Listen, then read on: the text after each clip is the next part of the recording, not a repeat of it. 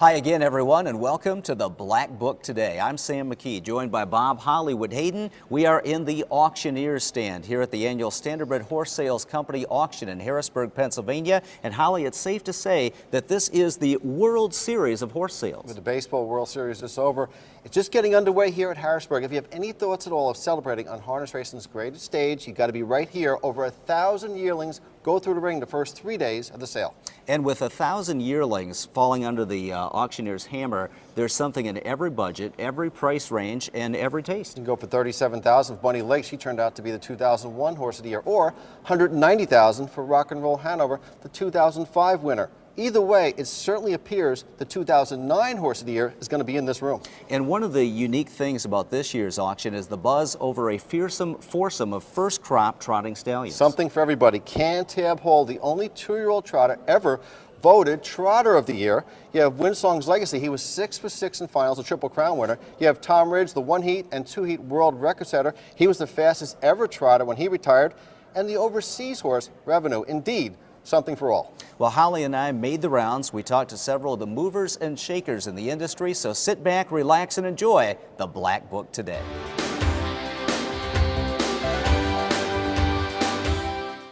Joined by Kelly O'Donnell. Kelly, Dragon Again is all over the book here, the Black Book. You train him, great racehorse.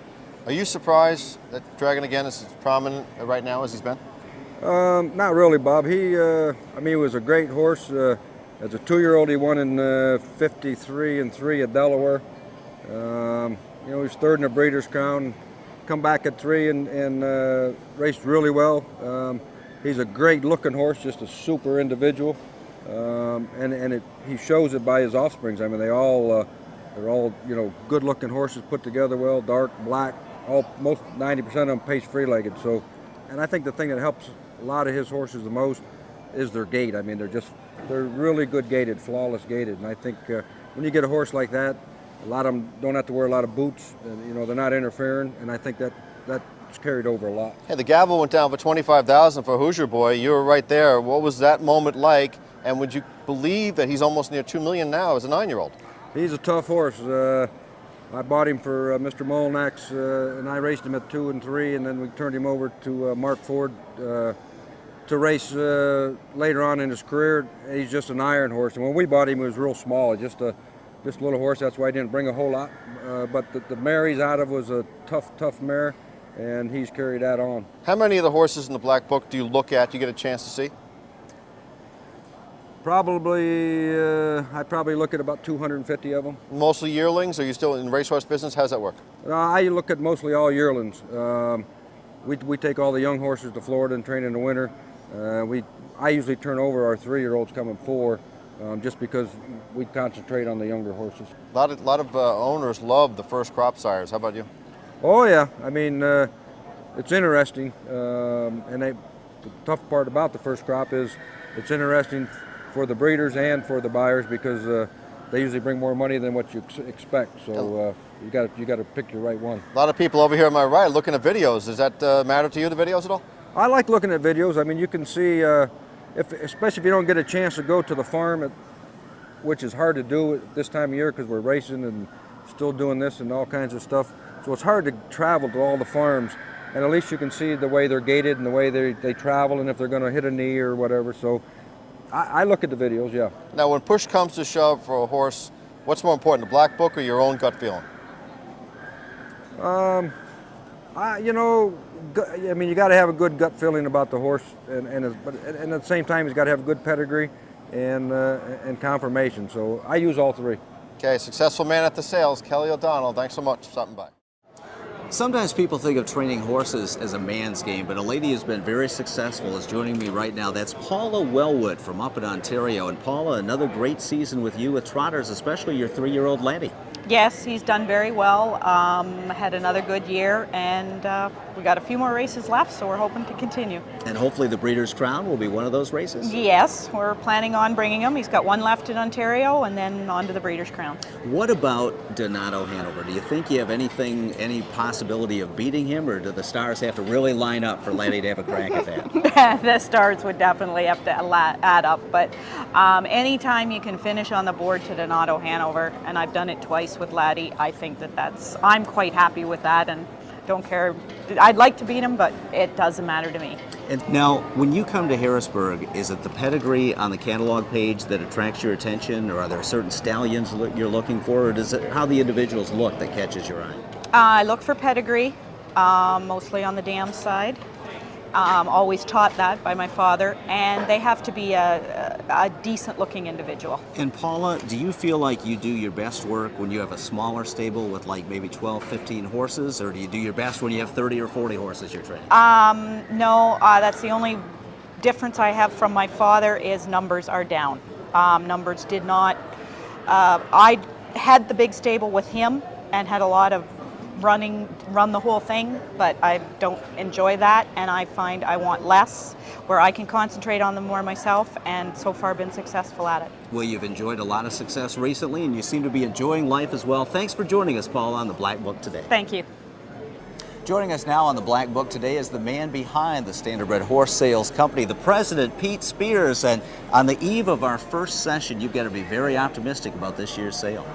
With the euro so high and the Canadian dollar so strong and the excitement over Pennsylvania and New York with slots, we think this will be the best yearling sale ever. And the Pennsylvania program, thanks to the influx of the slot dollars, is just taking off. Tell us about the Sire Stakes purses for next year. We're looking at quite a boost, aren't we? The purses should go up by about $5 million to a total of about close to $9 million next year. And we think another $5 million the year after that. So it will be incremental, and it's going to be very lucrative with only 3 tracks racing. You're also pretty excited about the first crop of a horse that you bred, the Triple Crown winner, Winsong's Legacy. Tell us a little bit about that. Well, they all actually seem to be stamped, I think, and they have very much their father's head. They have intelligent heads, a lot of space between the eyes. Similar body styles, I think, to Dad in a lot of ways. If they can move their legs as fast and as long as he could, they'll do very well. And this is one of those unusual years. There's so many hot first crop trotting stallions. The Cantab Halls have gone over real well. Winsong's Legacy, Tom Ridge, and Revenue. Yes, I think there'll be something there for everyone, and I think there's real quality here. So we're looking forward to a great sale. Well, Pete Spears has a smile on his face today. Let's hope the same thing is true Saturday when the last horse goes through the ring. Pete, thanks for joining us on the Black Book today. Thank you. Joining us now is driver-trainer Joe Pavia Jr. And Joe, the last time I saw you was at the Meadowlands in July. You were involved in a horrific accident and you're still recovering. Yeah, it's been a long time. It's been about 4.5 months. I think it was June 16th when it happened. Hit my head pretty hard. I was knocked out before I hit the ground, I guess, what I was told. I don't remember a whole lot, which is a good thing, but I had severe hemorrhage and swelling on the brain. It took quite a while. It was very bad a couple months after that. Now, with a concussion, what's the toughest thing to recover from? The dizziness, the equilibrium? What was your biggest issue? Yeah, it was a combination. The first couple weeks, just even getting up out of bed, to be honest with you. Then the dizziness stuck with me for a long time. I think actually 2 weeks ago was the first time I really haven't had much dizziness, and the equilibrium has gotten a lot better in the last month, so we're getting close to normal. Now, are you back to jogging and training horses regularly? I just started jogging a little bit this week, and it's been pretty much the first time. And are you looking to start driving again within the month or so, or what's your target? Yeah, I'm heading for Florida, and hopefully I get cleared around December 1st to the 16th, and I'll get cleared to drive, and somewhere in the month of December I'll go back to driving, hopefully. Well, you've been a top driver all your life. You've driven in 80 zillion races. You've been in accidents before. Is this the worst one you can remember? Yeah, by far. I've fractured some bones and pelvic and different stuff like that, and those are all easy to heal, and I remember everything about it. I remember nothing about this injury, and the pain was, and recovery was very bad compared to the other things.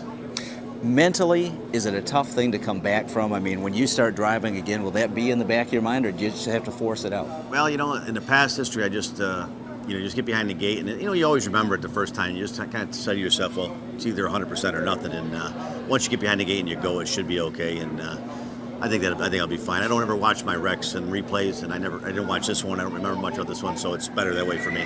Joe, I think of you as kind of a throwback horseman. Not only do you catch drive, but you still train a stable and you mess with race horses and young horses as well. Yeah, I had a choice to make years ago, whether just to go to catch driving, and I had a stable of around 15, 20, a lot of good owners. And I thought the security point, sometime in life, it would be a factor. And I said, you know what, let me just stick with the people I have right now. They're very good. And I continue to have about a 20-horse stable, and I've had the same owners. I've had about 5 guys for like 14 years. And I'm like a throwback, like Ronnie Waples, maybe one of the last ones. And I have 24 horses going to Florida, and I kind of like it that way. Well, Joe Pavey, it's great to see you and great to know that you're on the road to recovery. Best of luck to you. Thank you very much. Jim Campbell's joining me. Jim, how much time are you spending in the Black Book before you head out to Harrisburg? I never keep track of the time. It does take a long time. You know, when there's over 1,100 yearlings and you go through page by page, it takes a while, but you know, that's part of it. You got to do it. Do you mark off what you're going to look at before you come, and do you stray from that? Do you look at some others too? I mark off what I want to look at, and if somebody tells me they think they have a yearling that I should look at, I never say no. So pedigree or confirmation, what's more important to you? I'll take the confirmation. Now, how about the videos there? I see a lot of people sitting there watching the videos before the sales. Important to you? Yes, with the trotters. I like to see the way a horse moves. It's like anybody's theory or anything like that. There's exceptions to. There's always horses that go out and do something against anybody's theory or anything like that. But you play the percentages, and you know, basically it comes down to what you feel is a good-looking individual, and you go from there. Now, what about some of the horses that you've trained? Broadway Hall here comes to mind immediately. He's the only undefeated sire in the sale. What do you think is going to happen with the Broadway Halls when they turn 3, 4, and 5? I think he's had an exceptional year so far. He got a lot of his horses to the races. He's got a lot of them that have been racing from the very beginning, and they're racing now. You know, and they're racing in top stake races and everything like that. And I think the way the ones that I've seen, I think they should continue to to race well beyond the 2 and 3 year old year. Now, you're training right now back with Jules and Arlene Siegel, right? Yes, I am. Now, tell us how that works here. Does Jimmy Campbell or does Jules Siegel have the final say in who buys the yearling, goes or doesn't go to you? Jules is the boss. Jules is the boss. Well, Jim Campbell, thanks for stopping by. Good luck at the sale this week. Thanks a lot, Bob.